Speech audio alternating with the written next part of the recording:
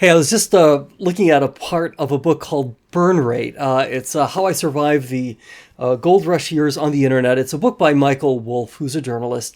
And the reason I was checking out a portion of this book was because, back in the day, there was this thing called AOL, right? Kind of like Facebook today. So imagine you go to Facebook or Instagram, and the minute you sort of like sign in, or TikTok, whatever, imagine like you sign in, and then like you see this pop-up screen and it offers a product of some kind, right? And you have to click on like, no, thank you, if you want to bypass it, or hey, click, here to buy, right?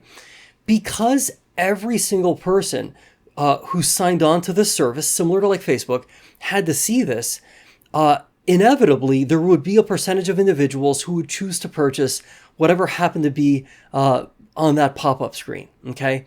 And there's a scene in this book, and I'll paraphrase it very loosely here, where Michael Wolff, he's in the process of negotiating the sale of his company, potentially to AOL itself.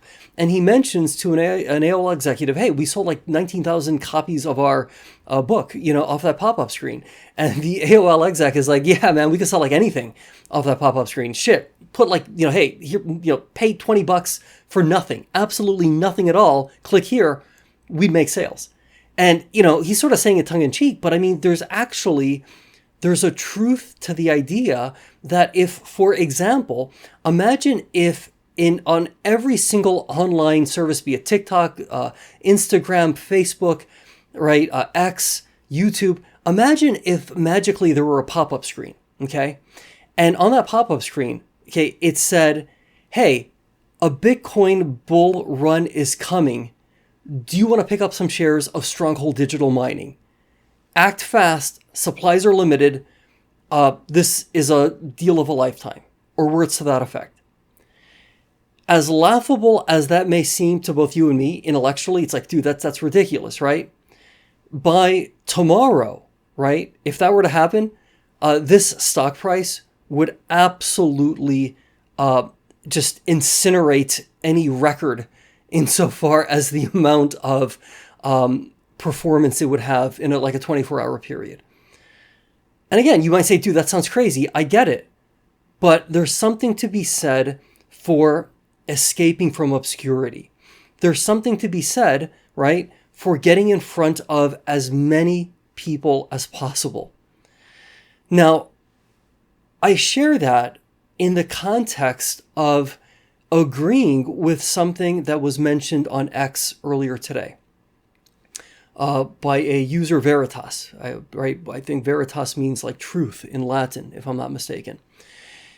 This idea that, hey, if Stronghold Digital Mining is legitimately on the right path, okay, which I think a lot of us, whether we're super skeptical, we're sort of like indifferent, we're confused, we don't know what to think anymore, or like in my case, we're uber bullish on the story, regardless of where you fall on that spectrum, I think we can all probably agree, right, that what we're seeing, generally speaking, not just with regard to what's coming out of the company directly, but also what's going on in the stock market, what's going on with, for example, the Federal Reserve today, incredibly indicating that they seem to be done, right, hiking interest rates, and they're forecasting 3 interest rate cuts in 2024. I mean, how they can do that, I don't know. But still, very, very positive news. Stocks up like 14, 15%, meaning shares of Stronghold Digital Mining were up over $5 a share again.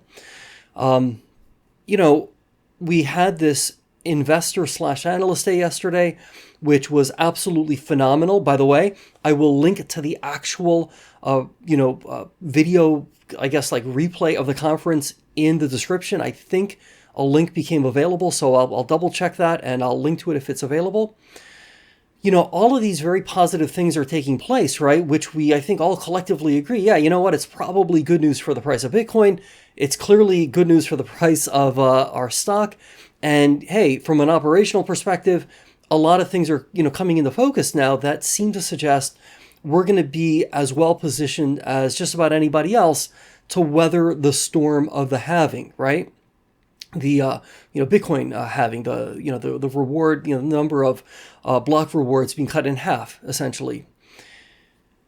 But then it's like, okay, to Veritas's point, man, yeah, like, okay, he says, hey, or she says, management has to get out there and really kind of like talk about this. And I'm kind of like paraphrasing, yeah, there's almost no demand for the stock price, right? So management needs to do more to make investors interested.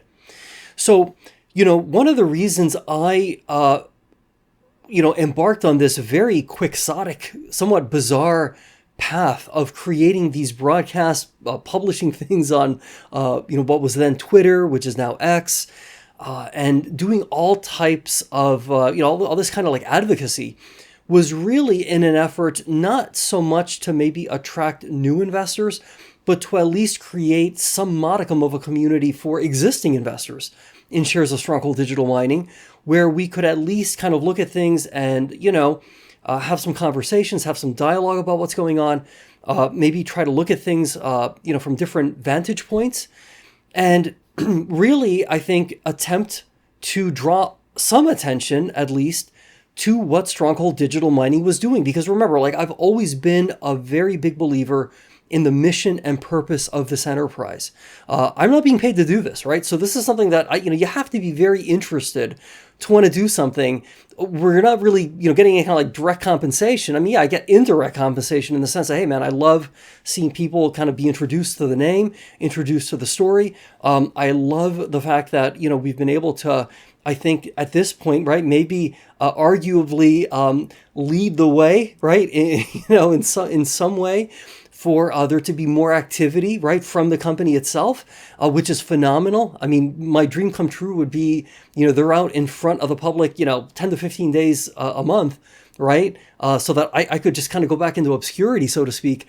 But at this point, I kind of feel like I have to kind of keep pushing, because it's going to take more than just management. And that's, I think, the point I'm getting to here.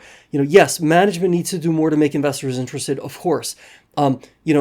Ordinary shareholders arguably maybe need to do more. As I alluded to yesterday, I am not suggesting anybody go out there and give investment advice. I'm certainly not giving investment advice.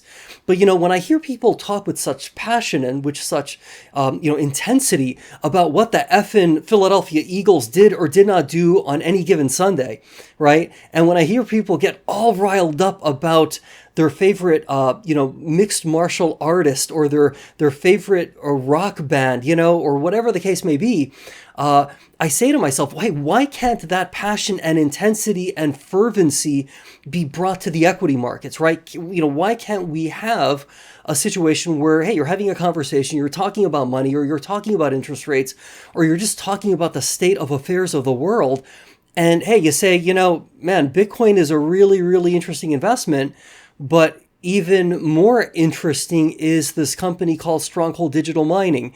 And, from my perspective, they are the most undervalued Bitcoin mining company that's publicly traded today.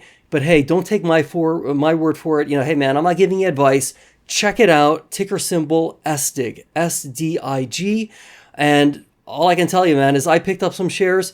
I'm in this ride. I'm committed. I want to see where this rocket ship goes, or whatever. You can insert whatever hyperbole you want to throw in there. My point is, right, you don't necessarily have to be telling people, hey, I think you should buy this stock, and I'm telling you to buy this stock. If you care about me, please buy that. You're not having to say all that stuff. But at least you can share, just as you might say, hey, man, I'm a big Philadelphia Eagles fan, and I love the fact that, and it's amazing, right? People can recite statistics about individual players, and they know, everything about the team. And then you ask them, man, hey, man, what's going on with your money, right? And it's, I don't know. Hey, what does your bank pay in the way of an interest rate? I don't know. So, and that's fine. I get it. Hey, look, I'm much more interested in other topics, as weird as that may sound, given how intensely interested I am in SDIG, there are topics that equally interest me, if not more. But the point is that, hey, look, I don't think it's beyond the pale to ask you to step up a little bit and say, hey, what can you do to kind of spread the word just within your own little sphere of influence, right?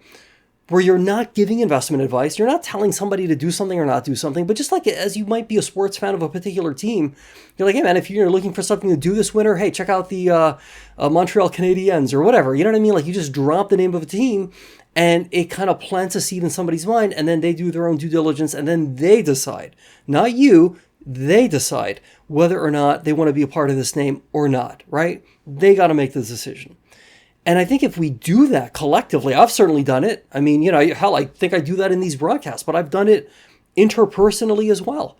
And I do so with a high degree of confidence that I'm not telling somebody something that's inappropriate. I mean, shit, we, as humans, we share all kinds of information and wackadoodle stuff with each other all the time, and there are pockets, right, of our civilization that trade all types of information that, science might even think is like ridiculous. But yet that information is regarded as like absolute truth, right? But by the individuals in those peer groups. So all I'm suggesting is, to the extent, we want to make this a collective effort. Yes, management has to lead. They desperately need to lead. Nobody wants to ultimately see me. One of my most popular uploads to my very Stronghold Digital Mining centric channel is basically a snippet of our Chief Executive Officer, Greg Beard, testifying before the Pennsylvania House Committee as it relates to like cryptocurrency mining. That particular broadcast has over, I believe, 1,000 views, which is phenomenal and very well deserved. I think that's an important broadcast for anybody to watch, right? So yes, and I think we're starting to see more and more of that. And that's good, right? Where management, so to speak, is getting out there, speaking to the investment community, interacting with the analyst community, and, really leading the way. But we collectively, as co-owners of the business, as shareholders of the business, we have our own role to play. It cannot simply fall on the lap of management. I mean, I want management to be out there, yes, but they need to run the company too, right?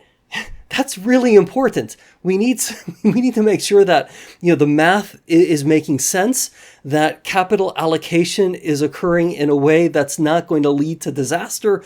We need to make sure that we are constantly on top of operations and maintenance, right? So there's a very, I think, operationally focused aspect to what management has to do, in addition to the public-facing, carnival barking, if you want to call it that, right, which is kind of part of the game when you're a publicly traded company, right? You have to kind of do the song and dance. You got to get up there. You got to tap dance. You got to kind of show all your moves and hopefully impress, the market to think, hey, wow, like these guys have something going on that maybe I want to be a part of. It's not for everybody, okay? I mean, I think it's very, very tough to be the kind of person who's going to be out there tap dancing, twirling the plates, getting all the attention, right? Schmoozing with analysts, chatting up investors, doing all these different things. And then at the same time, kind of going back and like having the focus, with laser beam intensity on like all the math that's required to make the company work. So this is not a knock on management. This is just, hey, I think we're all in this together. All right, so it's 4:08 p.m. I'll take a quick look if I can to see where our stock price closed for today. It looks like it closed above. Yeah, it closed above $5 a share. That's great. Up just under 15% for the day.